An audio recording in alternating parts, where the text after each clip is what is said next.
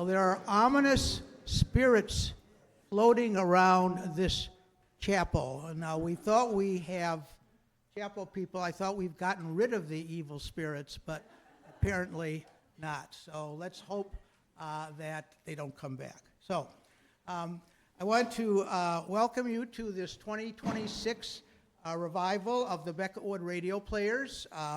Those of you who were here during COVID will remember that the radio players began as a way for us to read radio scripts in our own apartment and connect on Zoom, and it was a fun thing to do when we really couldn't sort of be in rooms with each other.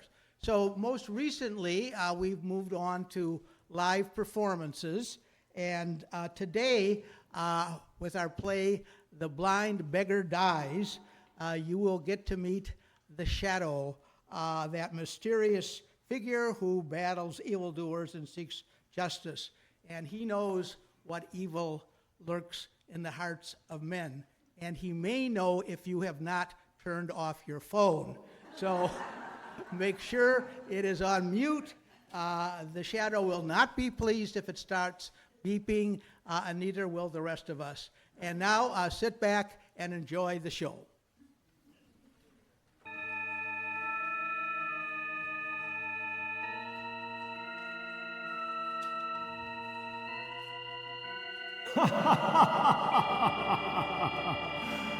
Who knows what evil lurks in the hearts of men?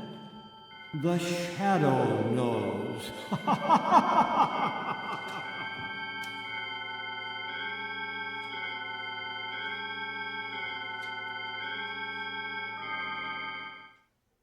You worked too hard. You ate too much. Your cheesecake made you greedy. But your aching head and stomach, here's this message from old Speedy. Alka-Seltzer. Plop, plop, fizz, fizz, oh, what a relief it is. Plop, plop, fizz, fizz, oh, what a relief it is. Ah, those Speedy Alka-Seltzer bubbles burst into action to relieve your upset stomach and aching head fast. Use only as directed. Oh, what a relief it is. What a relief.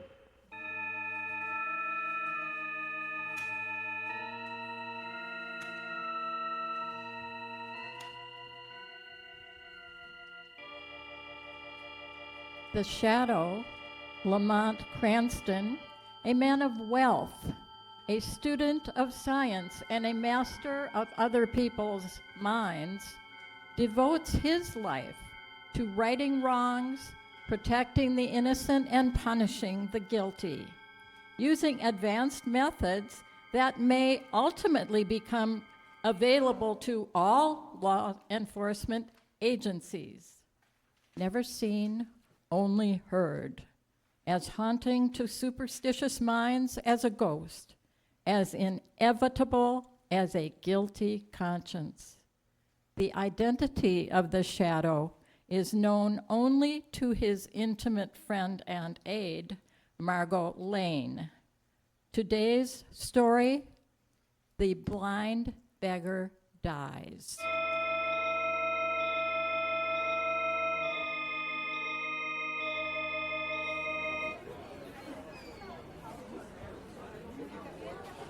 Smile, though your heart is aching.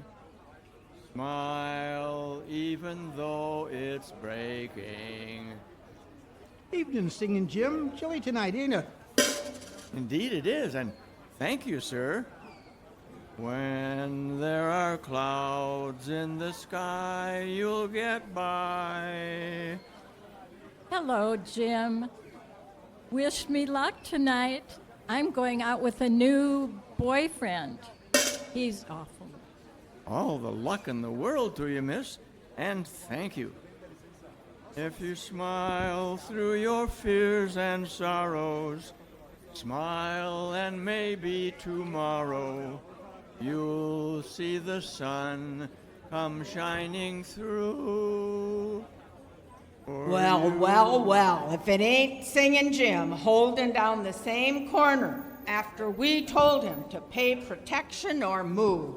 Yeah, he don't pay off. and he don't scare. I don't make enough to keep body and soul together. Now you go away. Leave me alone. Oh, you're gonna try to buck our record, eh? All right, Marty, bring him back in the alley. No, wait. That way, maybe we can make him see things our way. Now take your hands off me. You let me alone. Come on, Pop. We just want to talk to you for a minute. We got a proposition for you. But I told you, I don't need protection. I have a license because I'm blind. Please don't bother me none. Bring him back over here, Marty. This looks private enough. No, wait, no. Okay, Spike. Take it easy on that blackjack. Please, wait, I'm an old man. Shut up. Hold your mitt over his mouth and don't let him squirm. Okay, I got him. I'm an old man. I can't stand it. I haven't any money to pay you. I tell you. All right, give him the once-over. Right. And listen, Singing Jim, next time you fork over $1 a week or you'll get the worst. Okay, Marty, dump him over the wall there and let's go.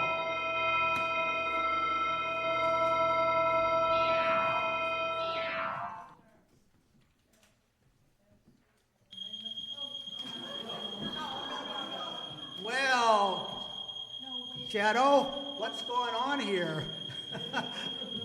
Can you bring the forces of good together to protect us from the evil spirits that are invading this place?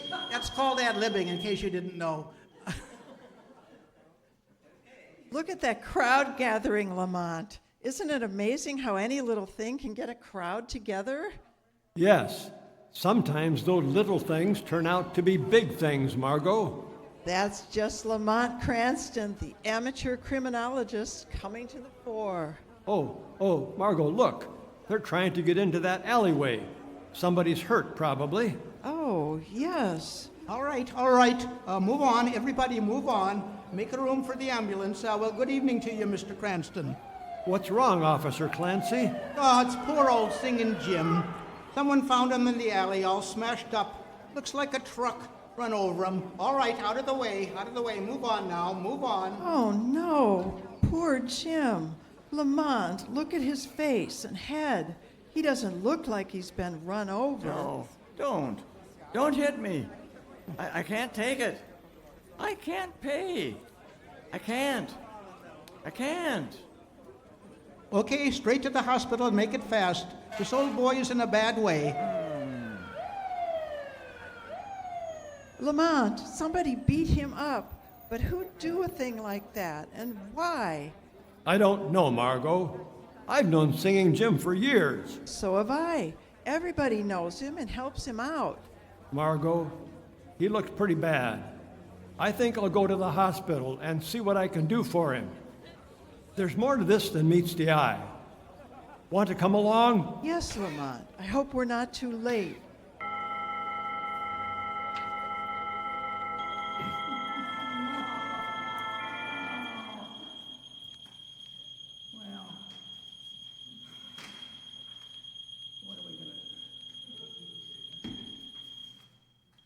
Of course you can see Singing Jim, Mr. Cranston. How is he, Dr. Kildare? Triple concussion. Looks pretty hopeless. Poor old Jim. How did this happen? Well, the police report listed as a hit-and-run case. In my opinion, he was beaten with some blunt instrument, a piece of pipe or a blackjack. He's right in here. No, don't hit me. I'm an old man. No. I'm afraid you won't get much out of him, but you can try. I'll be back in a few minutes. I can't pay. I don't need protection. Oh, now Singing Jim. Jim, it's Lamont Cranston. I've come to help you, and Miss Lane is here too. You remember her? Hello, Jim. What happened? No. Who did this to you? Keep away from me. Let me go. Don't hit me again. No. I'm afraid he's delirious, Margot. Jim, listen. We're not going to hurt you. You're safe now. Who Who hit you? Why did they do it, Jim? They told me I had to pay $1 a week or they'd give my corner to somebody else. Some phony that knew how to mooch enough to pay for protection. No. Don't hit me. Oh, Lamont, that can't be true. Nobody could be as low as to try to make a racket out of begging, organize them, and make them pay tribute. That is hard to believe, Margot, but there must be something to it. Wait a minute. Jim, listen to me. Who did this?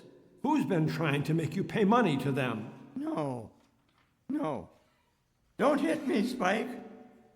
Let go of me, Marty. Don't. I can't pay. Apple Mary can't pay either. You took Apple Mary's stand. Now you're trying to take mine. Don't hit me again.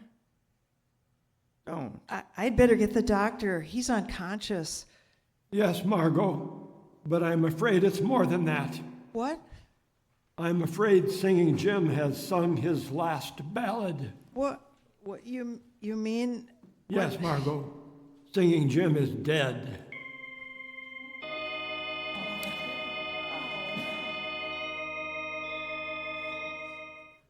Folks, I guess you've been kind of wondering why the word went out over the beggar's grapevine to meet here at my place. Maybe you ain't. Anyway, Apple Mary's got something to say to us. Thanks, Lame Bill. Thanks, folks. I guess by this time you've all heard that poor old singing Jimmy's dead. And I guess you know why he's dead. Now, don't get the idea that I've asked all of you here to fight the scurvy rats that pulled Jim into an alley and beat him to death. I ain't asking that. Can't expect no help from the police, Mary, you know that. Yeah, we tried that. And they just laugh at the idea that anybody trying to make us pay for the right to make a living on the streets, the only way we know how to. Just like selling apples like I do, singing like Jim did, or selling pencils and shoelaces like Lame Bill here. No, we can't expect no help from the police. Yeah, but why don't they get the guys that murdered old Jim? They're investigating it, so they say. Yeah, but what are we going to do, Mary? Jim's death was just a warning to the rest of us. It means pay up or get the same thing from them. No, it don't. Yeah, that's what it means, Mary. No, it don't, because something's happening. Somebody's going to help us help ourselves. Well, who is it, Mary? Before I tell you, I want to remind you that I'm no drinking woman, and I ain't given to hearing things, and I ain't easy convinced. But last night late, somebody talked to me at my stand. Somebody that you've all heard of. Somebody that you've got your eye. Well, those of you who can see, believe it, because nobody's ever seen him. Well, who was it, Mary? A shadow. Oh, my goodness. Oh, he wouldn't bother trying to help folks like us, Mary. Oh, you're wrong. You're so wrong, because he asked me to call all you folks together. He promised he'd come here tonight and tell us how he can help us. Oh. When's he coming? Why isn't he here? Because I am here. Where'd that laugh come from? Sounds like it came from right behind Mary. No, it came from back in that corner. Wait, don't be frightened. I am the shadow. I've come here to help you. If you will accept my unseen presence without question, without fear. Yeah, that's right. We've got no reason to fear the shadow.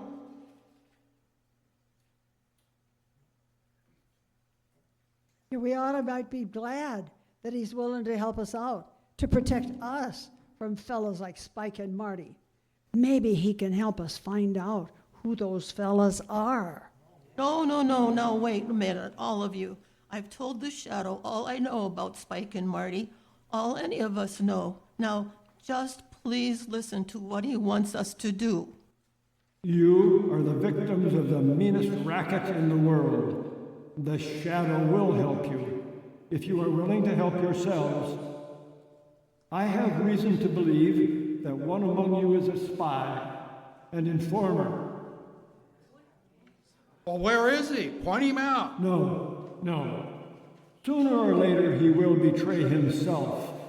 There are too many of you for me to single out the one hostile mind in this room.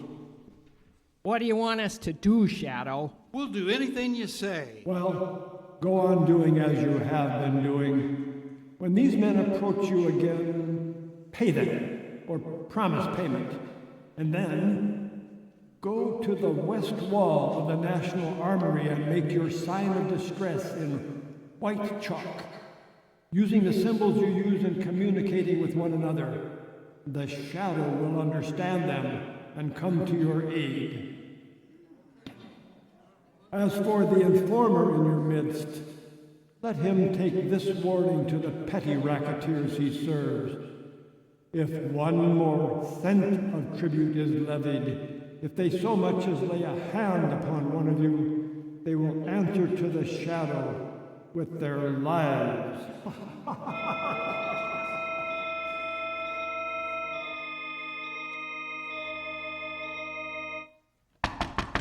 Yeah, who's there? That you, Marty? Yeah, it's me, Spike. What took you so long? Say, you look like the real McCoy with those smoked glasses and that crutch. I used to make a living playing this blind and lame gag, till you showed me how to make some easy money. Well, what happened at that meeting at Lame Bill's place? Plenty. You look like you've seen a ghost. No, I ain't seen no ghost, Spike. Well, what then? I heard something tonight that I don't want to hear again. The voice of a guy you couldn't see. He was right there talking to us. You've been hearing things again. Nah, it's the truth, I tell you. You've heard about this guy they call the Shadow, haven't you? Yeah, I've heard about him, all right. So what? He was at that meeting. That's why Apple Mary called it. The Shadow got the whole story out of her. How we worked this racket. Now he's out to get us. How's he gonna do it? He's got it all fixed for the beggars to put their distress signs on the wall of the National Armory the first time we tried to collect any more dough. You say the Shadow got all the dough from Apple Mary? Yeah, I tell you, we gotta lay off. And kiss that money we got from the beggars goodbye. Not on your life. Yeah, but Spike, the Shadow's poison. He's caught plenty of big shots with dough in their gangs. What chance have we got against a guy like that? Listen, punk. You're all the gang I got, and I ain't letting a bit go. But I'm pretty smart, and I got an idea how to get rid of this Shadow. All right. How you gonna do it? Listen, all we have to do is get a hold of Apple Mary, bring her up here to the hideout, and keep her here. Yeah? And get the Shadow plumb on our tails? That's just what I want. And to be sure he does get here, we're gonna chalk a message on the armory wall. You know the sign they use. Yeah, I know 'em. But supposing you do get Apple Mary here and this Shadow comes after her, then what? Then he's gonna walk into the sweetest little trap you ever saw sprung. But you can't see the guy. You know. I don't have to see him. All I have to do is hear him talk or laugh the way he says he always does. All right, Spike, okay. I hope you know what you're doing. I haven't given you a bad steer yet, have I? We'll grab Apple Mary tonight and bring her down here.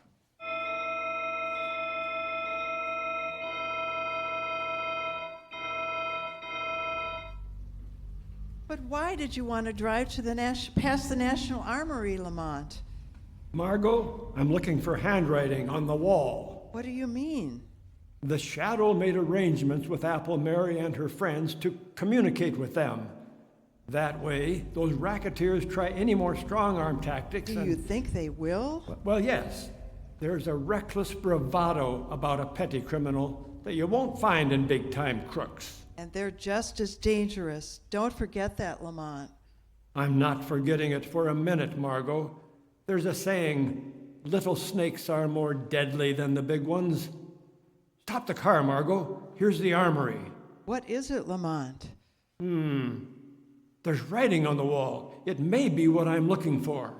Do you mean those chalk marks? Those crosses and circles and numbers? Yes. It is a message from Apple Mary. She needs help. She's waiting for the shadow in the basement of 19 River Street. I'll drive you there, Lamont. All right, Margot. Let's go, but not all the way. Stop a block from that address and let me out. Very well, Lamont. Shall I wait for you? Yes, Margot. Wait half an hour. If I'm not back by then, notify the police to raid that house. But why, Lamont? What makes you feel that? I don't think Apple Mary sent that message, Margot. I have a feeling the shadow's being invited to walk into a trap.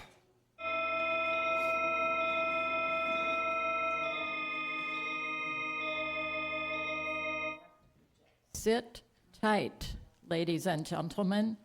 The shadow still has plenty of thrills coming. You know, these brisk spring days make me want to be a kid again. But then, I guess I still am one at heart. That is, when it comes to Jell-O's such a swell treat. For a very special Jell-O dessert, these spring days I serve jellied orange cubes. They're bright and gay and so simple to make. Just mold the Jell-O in a flat pan, chill it until firm, and cut into shimmering little 1-inch cubes. Then turn them into your prettiest serving bowl, combined with fresh orange sections. You can use any flavored Jell-O you want for jellied cubes. Strawberry, raspberry, cherry, orange, lemon, or lime. All 6 delicious flavors are rich with that famous locked-in goodness that's exclusive with Jell-O. Just as the name is exclusive with Jell-O. Yes, that name is a trademark, the property of General Foods. And it tells you, here is the genuine, the one and only Jell-O gelatin dessert. So look for those big red letters on the box. They spell J-E-L-L-O. And Jell-O spells a treat.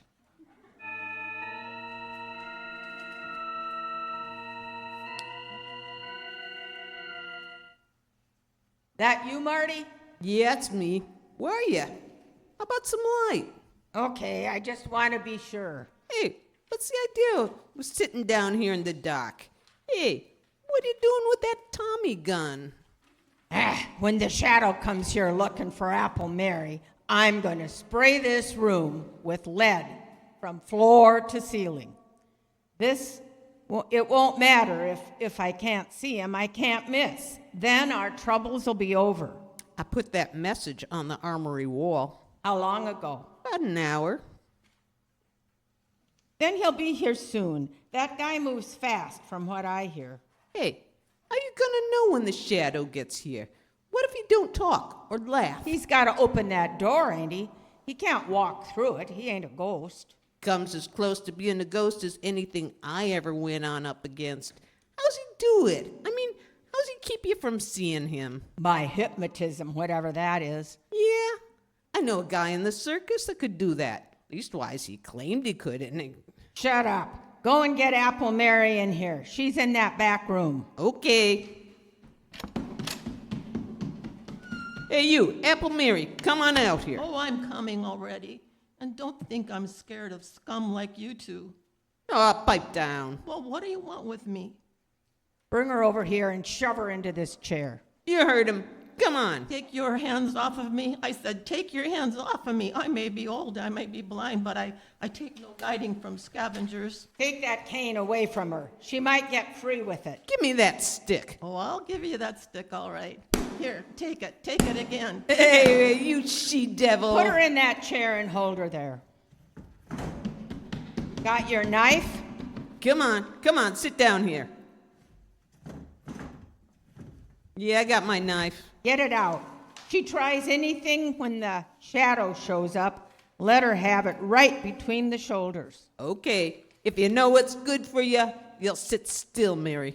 Ah, you know about the shadow, huh? So you know he's after ya. Ha! There was a squealer at the meeting. Ah, that was no squealer. That was me. And we're expecting your pal, the shadow, most any time now. I put a little message from you on the armory wall telling him to come here. Yeah. Just wait till that door swings open. That's the only way you can get in or out. If the shadow guy's got a gun and starts blazing away, you'll get yours, Mary. The shadow don't need no gun. Shut her up, Marty. I just heard the basement door close. Hey, somebody's in the hall, Spike. Shut up. Shut up. Watch that old dame. She opens her mouth, let her have it. Right. You got that tummy gun ready? Yeah. Spike, he's here. The shadow's here. Do something. Shoot, kill him. I ain't sure. I gotta be sure.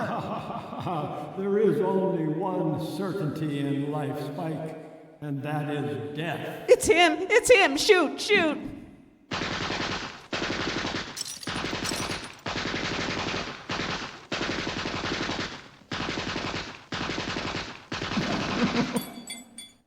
Hey, Spike, you shot out the lights. Yeah, but I got him. I got the shadow. Come on, let's get out of here. Yeah, but what about Apple Mary? We ain't got time to fuss with a blind dame.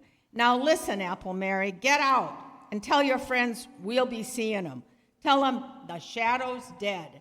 Tell them if we have any more trouble making collections, they'll get what Singin' Jim, the shadow, got. Tell them for us, okay? Come on, Marty, let's go. Oh no, the shadow's dead. Who can we look to for help now? You can still count on the shadow, Apple Mary. Oh, shadow, they didn't kill you. Oh, didn't they hit you? No, Mary, I suspected a trap.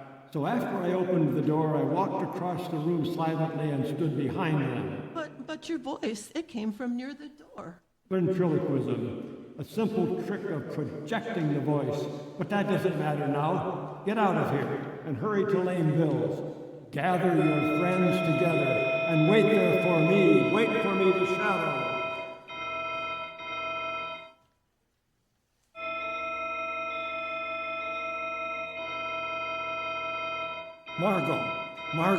Margot. Oh, there you are, Lamont. I was beginning to get worried. The half hour's almost up. What happened? I'll tell you the details later. Quick, start the car. See those two men hurrying down the street? That tall one and the short, heavy one? Yes. Follow them, but be careful. Don't get too close. Who are they? Where are they going? They murdered Singing Jim. They tried to murder the shadow. We'll find out where they go, Margot, and then I'll telephone Commissioner Weston to surround the place.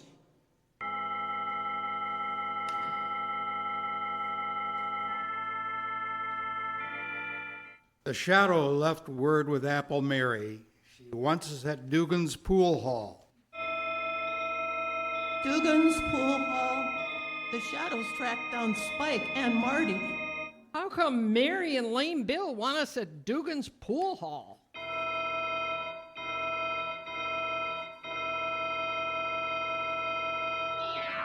Hey, Limpy, go to Dugan's Pool Hall right away. Mary said so.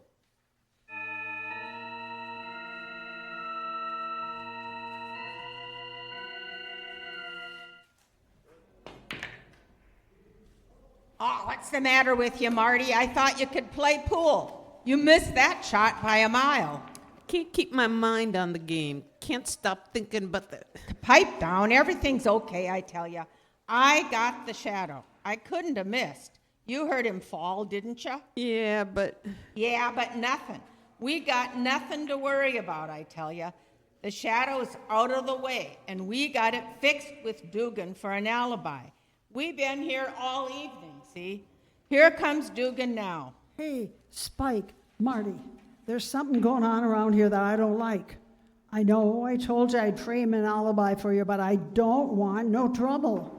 I don't want my place closed up. What's the matter with you? What's going on? Oh, it's that bunch you've been working your new racket on. Apple Mary, Lame Bill, Limpy, the whole lot of them. What? Where are they? Well, they're out on the street. 20 or 30 of them, and more coming every minute. Yeah, who tipped him off? We was here. Is this a double cross, Dugan? No, honest. Somebody must have tailed you here. Listen to him. Hey, Spike, they're coming after us. Come on, let's get out of here. Well, yeah, maybe we better. They're going to tear us to pieces the minute they get their hands on us. You guys better slip out that back door over there. It leads into the alley.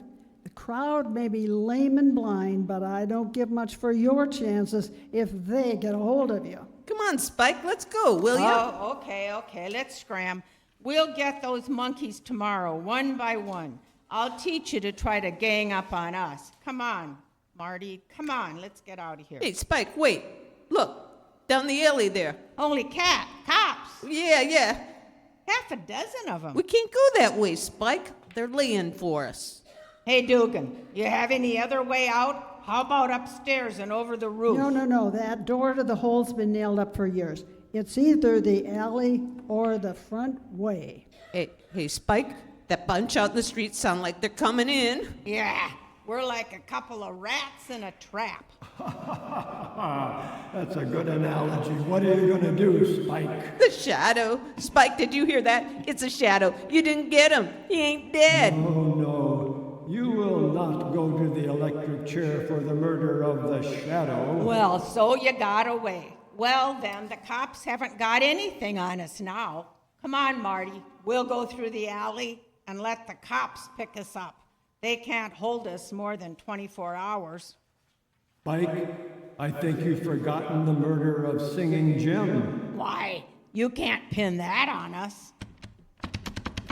Are the doors locked? Yeah, and the key's gone, Spike. Yes, I locked that door, Spike, and I have the key. Before the front door is unlocked, you can walk out that door. Singing Jim's friends are out there waiting for you. Spike, what are we gonna do? They're the lame and the crippled and the blind, but there's strength in their numbers. The strength of a long-suffering fury that means your death if they get their hands on you. What do you want, Shadow? What's your game? I want your confession to the murder of Singing Jim. Yeah? If we confess, will you keep that mob away from us? I'm not fessing to nothing. I'm not writing myself a one-way ticket to the death house. Well, that's your choice, Spike. A chance before a legal jury or that mob. Quick! Stop him, Shadow. I'll confess. Yeah. We killed Singing Jim. It was Spike. He slugged him in the alley. Yeah. Why, you dirty squealer, you. Don't move, Spike. One false move, these tormented people will kill you. Mary, Lame Bill. Wait, everyone. Spike, this is your last chance. There's a blackboard behind you. There's a piece of chalk. Write your confession to the murder of Singing Jim and sign it. Write what I dictate to you. You win, Shadow.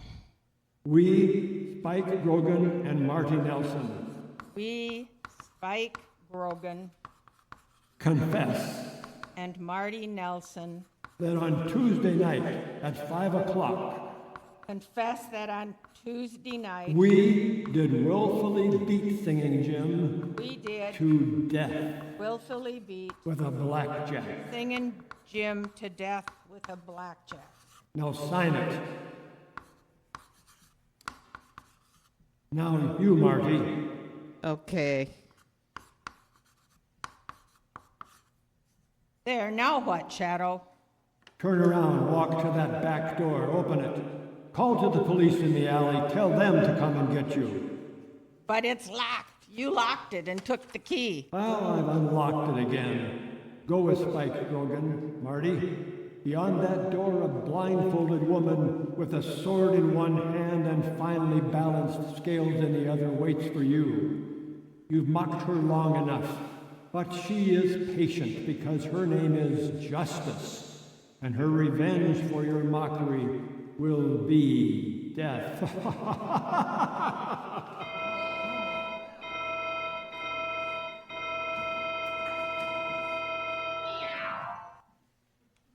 You have been listening to a dramatized version of one of the many copyrighted stories which appear in the Shadow magazine.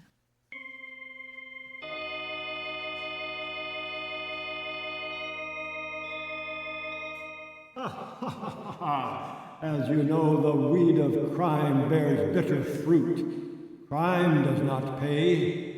The shadow knows.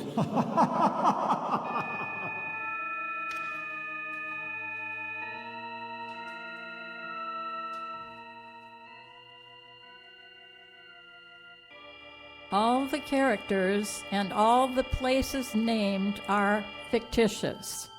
Any similarity to persons living or dead is purely coincidental. The Blind Beggar Dies was written by Maxwell Grant and first presented in 1938. Well, I want to thank you all for being part of our cast tonight. Now you feel at first hand what evil is all about. But justice prevails, and the sound finally went away.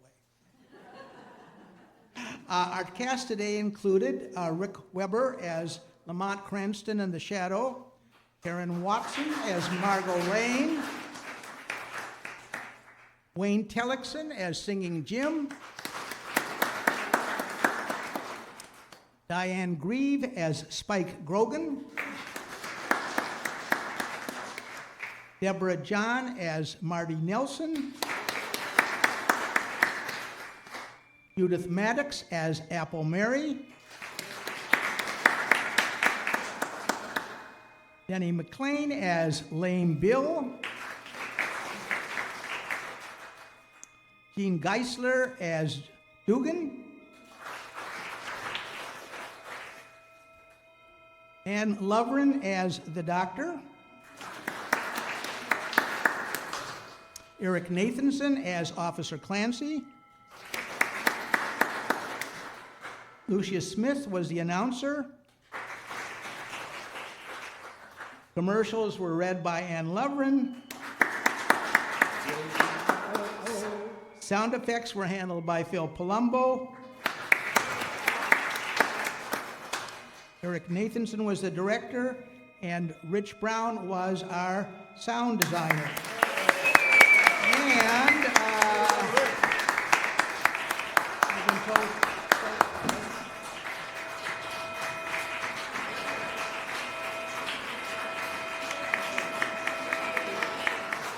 So I want to tell you that our tech magician here, Rich, has videoed this show, and it will be on the Becketwood YouTube channel. So watch The Buzz for more information.